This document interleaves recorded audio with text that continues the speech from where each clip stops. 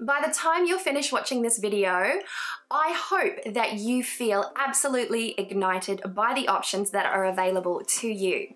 Hi, my name is Avalon Cameron. I am a professional tarot reader, a hereditary pagan witch, and the creator of the upcoming Bonestone and Earthflesh tarot deck. So today I wanted to share 5 very quirky tarot decks that are perfect for the beginner. Now, when you are new to tarot, it is very easy to get distracted by the mountain of options that are available to you, particularly when you are choosing your first decks. And yes, there is every chance that you end up with multiple first decks, particularly because you're just trying out the themes and seeing what works for you. This is perfectly natural and okay. Just know that if you end up with a mountain of decks that you don't want to use, then you can trade those decks later on down the track on various very reliable trading websites that are out there available to the tarot collector. Moving on, however, let's have a look at 5 really quirky tarot decks that can help you to just get that little bit more out of the tarot. See, for me, I think a deck that is suitable for the beginner is something that actually tells a story. The pictures need to be readable. You need to feel some sort of a connection to the deck. You need to at least like the artwork one way or another. And it just needs to have that little something extra. And while I like to recommend for a beginner to eventually get a hold of a traditional Rider-Waite-Smith deck, specifically for learning, I also think that we can get a little bit too carried away on our Rider-Waite-Smith recommendations, particularly because it's not necessarily the most palatable deck for every single person. I know myself, I wasn't technically drawn to the Rider-Waite-Smith deck when I first started to really sink my teeth into tarot, and while I have many copies of the Rider-Waite-Smith deck now, and I appreciate those copies, they weren't the very first decks that really tickled my fancy. And I think that because I allowed myself to choose something that was a little left of field, I ended up getting so much more out of my tarot practice and my curiosity for tarot, and that has led me to where I am today, which is a professional reader. So let's have a look at these decks. They are not all new. They come from all different backgrounds, and what I mean by that is some are mass-produced, some are indie, some are young, some are old in that regard. And what I mean by that, some are new, some are old. I wanted to sort of make it really wild and varied. For me, it's not about the newness of the deck, it's about the readability of the deck. And I tried to go for flavors and tastes, something that would suit most people. So let's get stuck in and have a look at our very first selection for quirky beginner decks for the tarot enthusiast. I remember the first time that I held this deck and had a bit of a flick through, I just could not get the question out of my head, like, why are all the characters headless? And it was super odd to me at the time. I've since come to understand the whys and just accept the weirdness of it. And that's what makes this deck so quirky. And of course, I'm speaking of the Sakki-Sakki Tarot. The Sakki-Sakki Tarot comes with a lovely little guidebook, and it is created by, let me get the names right, Monica Sakki and Carol Ann Buckley. So we're gonna have a closer look at this gorgeous, quirky little tarot deck, specifically created for the artist soul. It's very fun, it's super just unusual, and definitely a top recommendation for the beginner. The guidebook is awesome. Let's have a closer look. So here we have it, the Sakki-Sakki Tarot by Monica Sakki and Carol Ann Buckley. This is the back of the deck itself, and this is a little look at the deck. I did not reset this deck. I do read with reversals. So look at that magician. I mean, so fun, so quirky. I mean, really, absolutely creative. And see what I mean? Decapitated. Some have heads, some don't. Some have weird heads. Some don't have any heads at all, as previously mentioned. And so you have this super interesting deck. They're all different colors when you look at them from that way. There's no color coding that took place in the majors or the minors. The guidebook itself is really handy. It has a look at the cards. It's really quirky the way that she's done it. Not to overuse the word quirky, but here's your standard layout for the Fool. So you take here from the artist's perspective, you've got some keywords here, you've got the artist's perspective, you've got personal reflections, which is a really interesting sentimental touch. In a reading, there are no reversals placed within the deck itself, or the guidebook I should say. Astrological association and Kabbalistic association. Now, towards the beginning of the book itself, you have the archetypes of symbolism, myths and symbol system. Then you have the numbers, you have a bit of numerology. Then you have the astrological association, so elements and planets, which are right there. And then, of course, the zodiac, and then the Kabbalah. So you have your traditional Kabbalistic information there. But it's all very palatable, it's easy to read. It's been laid out in a way that makes it very user-friendly, which is why it's such a great little companion book to one of the funnest little decks that are out there. So that is the Sakki-Sakki Tarot. The second deck that I'm going to recommend for the discerning tarot beginner is the Stretch Tarot. And the Stretch Tarot is by Joseph Stretch. This was originally a Kickstarter deck, and the popularity of this deck just got out of control. Everyone fell in love with it. It's very unique. It's based on vintage collage type art and mixed media varieties of applications, and it's just, the end result is super unusual. It's not your stock standard recommendation for the beginner. It's something juicy and tasty that you can really sink your teeth into, and is one of my second recommendations for you today. So let's have a closer look at the Stretch Tarot. And of course, before we get further into this video, I'm going to leave all of the links in the description box below. So here's the Stretch Tarot. It comes in a standard tuck box, comes a little further down on that side to make it easier to get the deck in and out of. It's not a sturdy box, but I don't knock my decks around at all, so this one is going to be fine for it. But if you are the type of person that likes to take your decks out and about, then I would recommend getting a stronger box for it. But there you have it. That's a closer look at the box itself. Here we go, here's the deck, here's the backing. I actually find the backing really striking, and it reminds me a little bit of the Morgan Greer. But let's have a look at the cards themselves. So as you can see, they are and are not bordered. They're really unique in the way that they present themselves.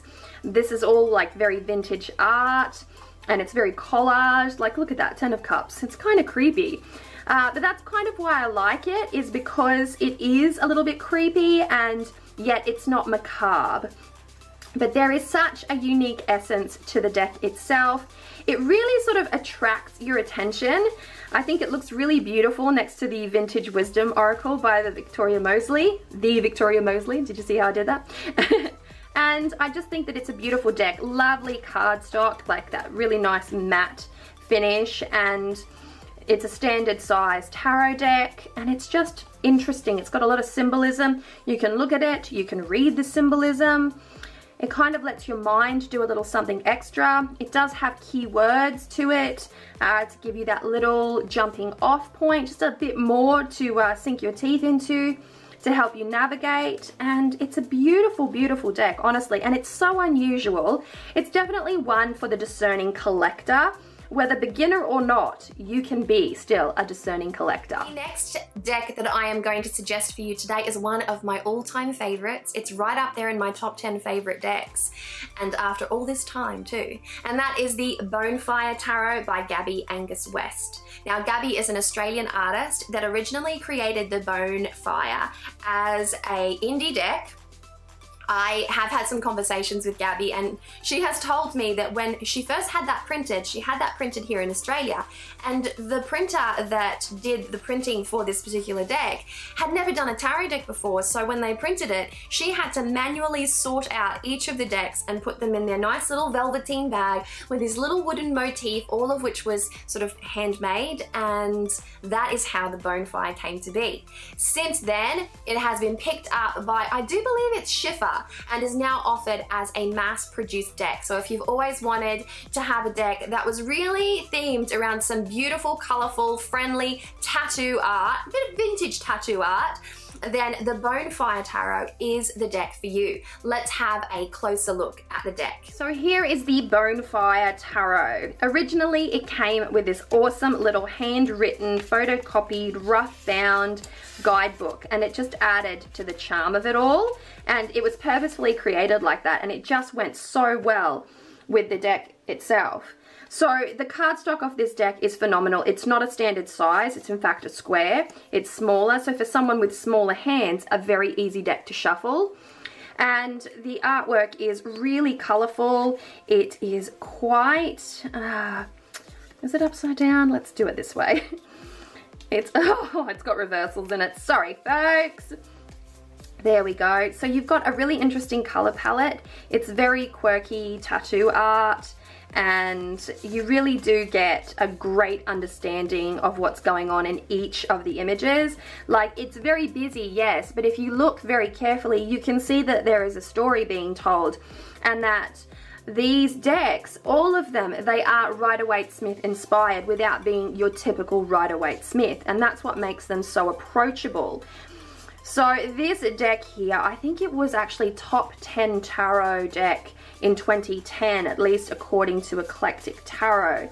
Now that was some time ago, but it has received quite a bit of positive attention since then, and was only just recently released to the mass market. Like, look at that, super fun stuff. Gabby is an absolute sweetheart, and she did an incredible job on this deck, and it's just, look at that.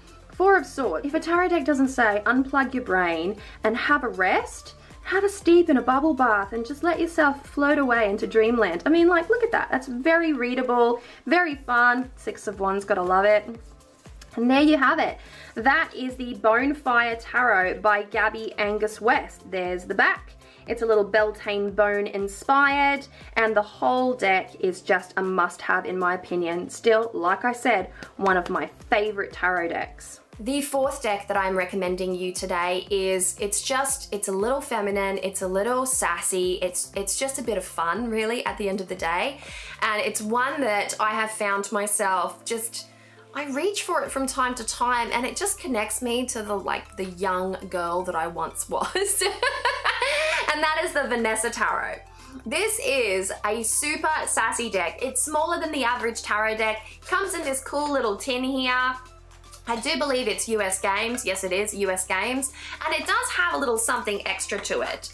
And so that's the fun little backing of the deck. It's one of my favorite features of the deck itself. We'll have a look at all of the backings of the deck.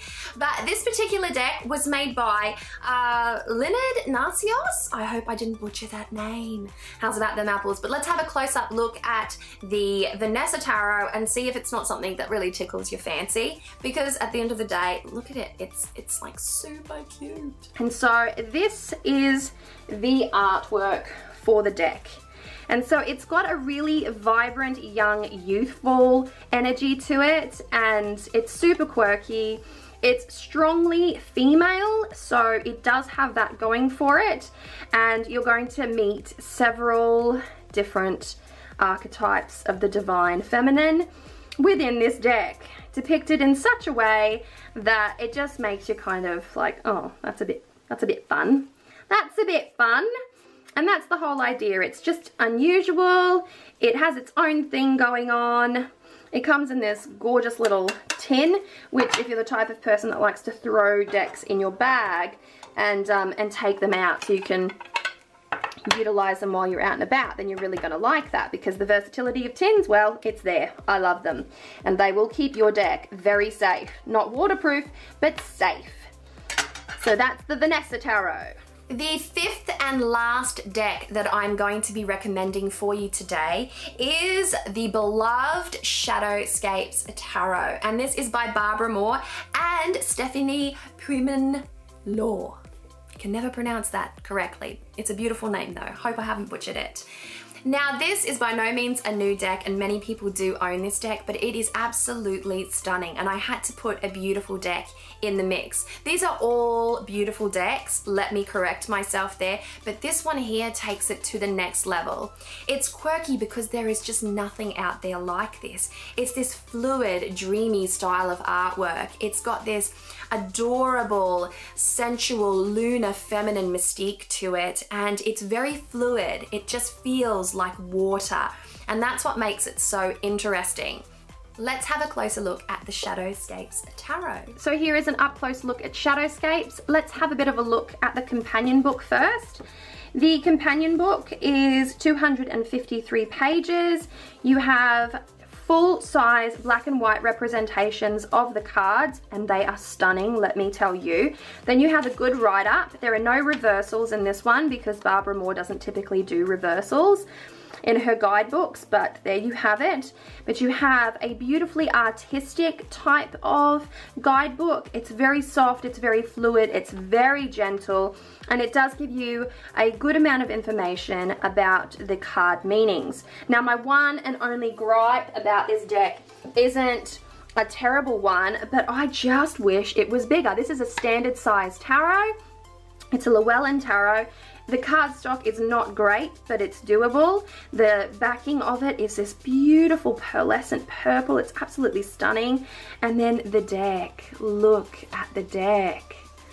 It is so unusual. The artwork is so quirky. It's so interesting. It's so detailed. There is movement depicted in just about every single card. Like this richness of movement, and it's a strong narrative that you can extract from the deck itself. I've got to tell you, it's one of the more beautiful tarots out there, and one that people continuously gush about because of just the way that it's beautiful. Now, my only gripe is I wish the cards were bigger so that I could see more of the card, more of the artwork, and just have more fun with it, because it is just so beautiful. Look at that. There's just so much color and movement going on. It's such a stunning deck, and without a doubt, one of the most beautiful decks in my collection, simply because of the stunning nature of this artwork. I mean, it's beautiful. And there's the Shadowscapes. That was our final deck. So there you have it, 5 beautiful, quirky, interesting, nourishing, activating, whatever you want to call it, 5 decks for the beginner that I think would be really, really handy to get started on your tarot journey. These decks offer something so unique, so different, and yes, there are many other decks that would make astounding recommendations, but today, on this day, I chose this little selection. Hopefully something for everyone, and I sincerely hope that you loved this video. If you have enjoyed this video, then please subscribe to my channel, give this one a thumbs up, and I will see you in the next video. Much love, many blessings. Mwah!